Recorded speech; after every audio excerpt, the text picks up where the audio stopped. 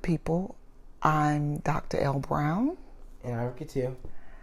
And today we're going to talk about my greatest fear as a mother. And warning, if you are full of sensitivity of emotions, I recommend you getting a tissue or a box or two, or a paper towel, a towel, or toilet paper, just a little bit of rags. And Mom, if you're feeling emotional, just squeeze my hand as hard as you can. Okay. I will try not to get that emotional, but my son knows I am a crier. I cry about everything, but I am not going to cry today. I'm going to give the information. But if I do, I will squeeze your hand. Thank you so much. He always looking out for his mama. Yeah. So I'm going to talk about my biggest fear. So my biggest fear as a mother is that I am raising a son who I consider to be twice vulnerable. So what does that mean? So twice vulnerable means that there are two areas in your life that I feel that you are more susceptible or open to danger than most people. I feel like, one, being a black boy. Exactly. I feel like I felt this way from young. You know, you just notice things when your children are in everyday situations. Case in point, we talked about the school when the guidance counselor tried to lift you up and lift you up, nose, swing my arms. Right, and you know, even though you are a happy-go-lucky kid, and you know excitement, full of enthusiasm, excitement, kind-hearted. His mom was a parent volunteer. His dad was PTA president. We're both, you know, very involved parents. Yeah. Love our child. And in an instant, my son was seen and described as a threat. When he was younger, I would notice when I was playing in groups of kids how some parents, just in an instant, when there would be little things happening between children, that they would almost get fearful with Ricky too when he was engaging with their children. And we would be the only black pair there, and so I would have these angst in me because I recognize those looks. I recognize that glimmer of, you know, oh no, and it would be attached to my child, and those gave me these little cues that, you know, what might life be like as an adult. As an adult. As a teen. I mean, it's already a teenager, but as like a future adult. As a future adult. And now that you're a teenager, I'm very aware of that. Mm-hmm. Then the second thing that happened is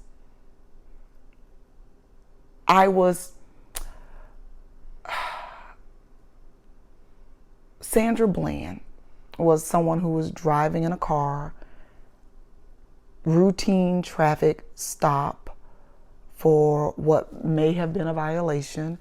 And so what does routine traffic stop mean? It means that a police officer stopped her for something that was kind of minor, like maybe speeding or a tail light or not turn on your turn signal, things that you should do, but you know, oftentimes people don't necessarily follow all the traffic rules, and so that's a routine traffic stop. So like if you're speeding, someone may stop you and say, hey, you know, the speed limit is 45, you were going 60. That's a routine traffic stop. Yeah.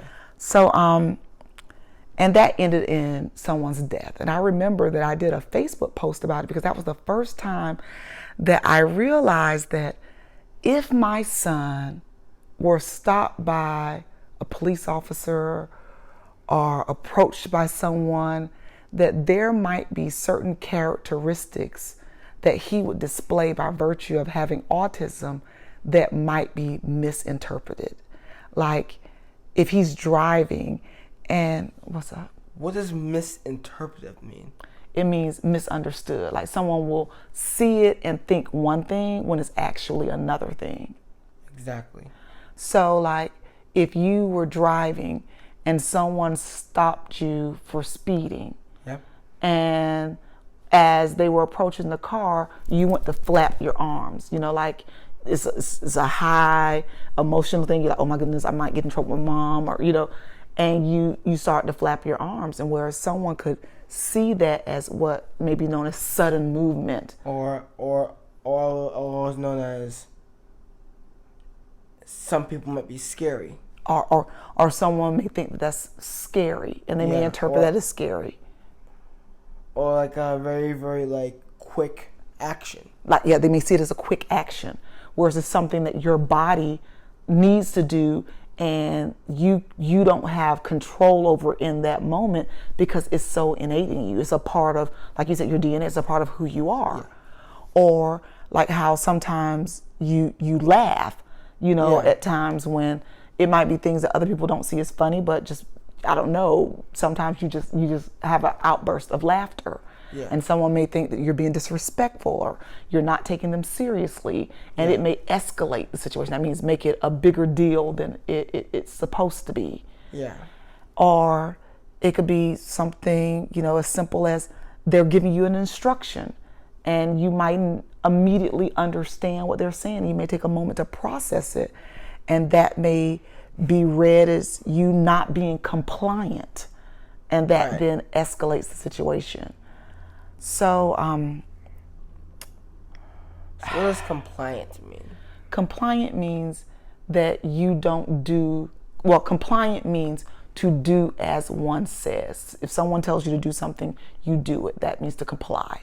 Yeah. And being non-compliant would mean someone tells you to do something and you don't do it.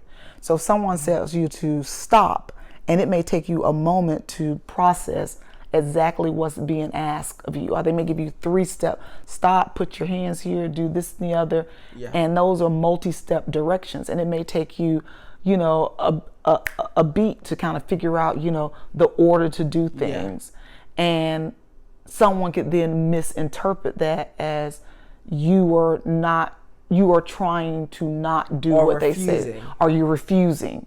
Exactly. When you're just thinking it's a high pressure situation, it's already intense, and you're trying to figure out, you're going through your steps in your brain. Exactly, because I was actually nervous.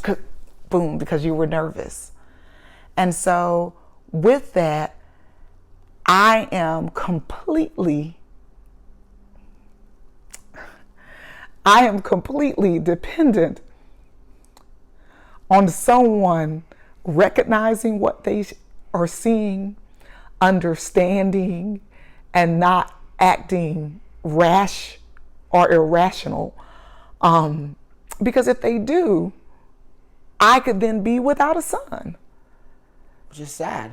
Which is beyond sad. I don't even have a word to put it. So whenever anything happens in the news, or when I see something that has occurred with a young black man, my mind immediately says, but God, that's not my baby.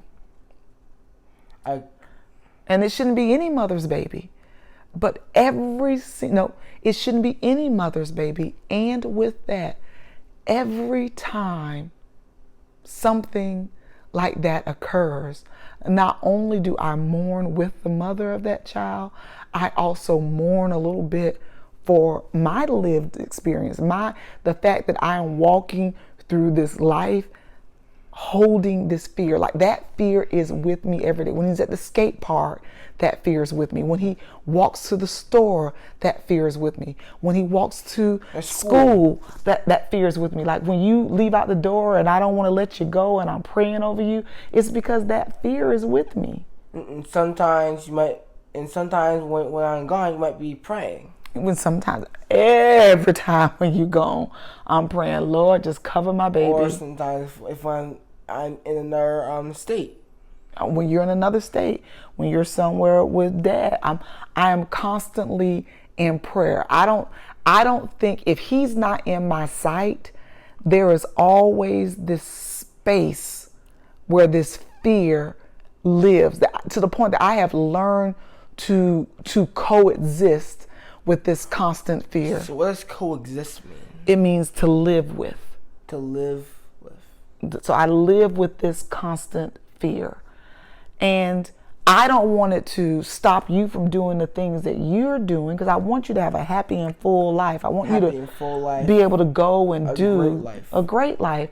With that, mommies, my mama bear is always there, and I'm always thinking about it. Mm-hmm. So even when I do videos like this, when we're talking about what it is that you experience on a day-to-day, there's parts of me that's hoping that service providers see something like this, and it gives them just that little thing to maybe think about, to give them a pause before they react in a way that could be potentially life-altering and devastating to a family. Awareness is paramount, because you gotta know important. Paramount means important. You got it. Paramount means important. You gotta know who you're dealing with. You gotta know who people are. You gotta know what you're looking at, and what you even expect. You got to know what to expect. I was like, do I put a sticker on his car? But then I don't want to other him. As a parent, I honestly don't know what to do. Then on top of that, I teach him to see everyone humanely. That's as a person, as a human. And then he might recognize that he's in a situation where he is being treated inhumanely, or that it's an inhumane situation. I am scared, fearful. Every day, beneath the smile, as I walk through life, as a black mother of a black child, I'm scared. As a black mother of a black child with disabilities, yes, I'm terrified. Every day. Every single day. Terrified. Because I want to be able to be a mother to my baby. Sick to your stomach. I'm sick to my stomach. Yeah. So, I don't know what will come of this video. There's so much going on in the world right now. I just need to tell y'all, I'm scared. I love my baby more than anything in this world. And I just want him always to be here. Squeeze your hand. And I want him always to be here with me. Always, always, always. I want baby always to be here with me. So I need service providers to know what they're looking at. To keep me, and also your babies, safe. Boom. I don't think we need to say anymore. From our families to yours. Bye. Bye.